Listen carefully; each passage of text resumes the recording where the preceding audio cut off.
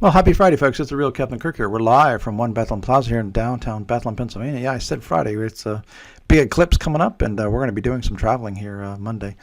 Looking at the big news here was an earthquake about 33 miles to our east in Oldwick, New Jersey area. It was about 4.7 miles deep, but it was, we felt it. Everybody felt it here in probably the tri-state area, New York, Philadelphia, entire eastern PA area here. So it was a pretty wild ride up and down with shockwave for about 30 seconds or so. But again, no LA is used to this, but we certainly are not used to this. It was a big one by our standards here. Again, top 3 or 4 here for magnitude here this close to the office. So the joke is obviously where we build. Actually funny, one of our employees actually did have a chair flop over. So the big news actually is, again, in 3 days here we have 32 million plus people in the path of totality here for a 100% solar eclipse going from, again, southern Texas all the way up into Maine.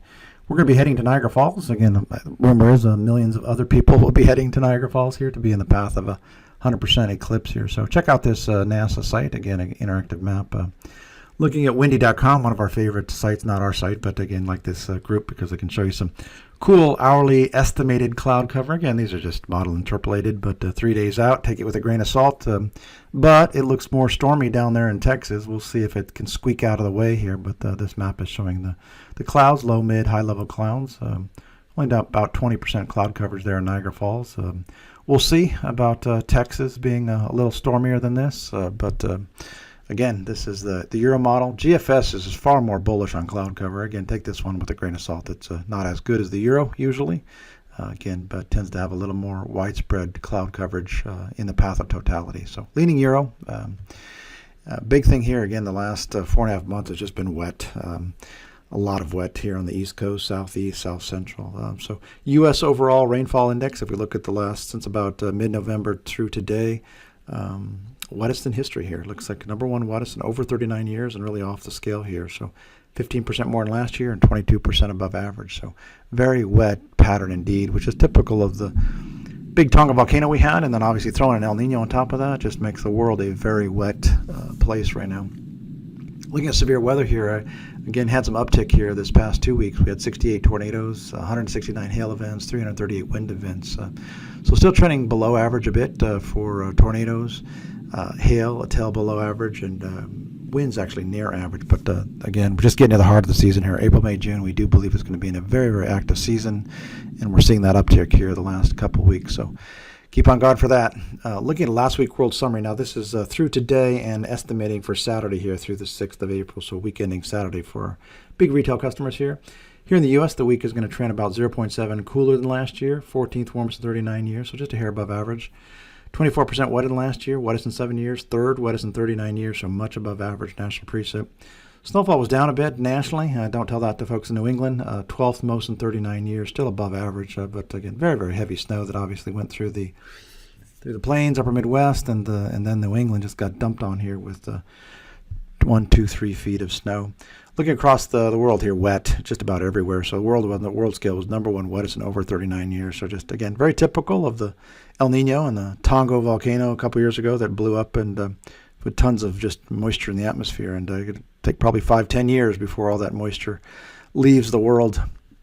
Look at this week here again, this coming week here, week ending the 13th of April. Here in the U.S., again, about 1 Fahrenheit warmer. So where it was cold and snowy, a big warm up on the way. So we'll take it. Spring has sprung here, it looks like, coming up here for mid-April. Warmest in 3 years, third warmest in 39 years, so much above average.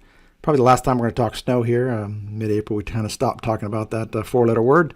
55% less than last year, least in 18 years, third least in 39 years. So we're winding down here for snowfall.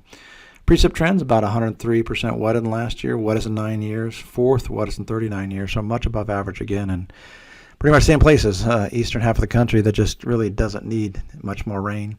This will be the last time we probably show these snowfall maps, but the exiting storm in New England, again, winding down, still some lingering snow in the high elevations of the west.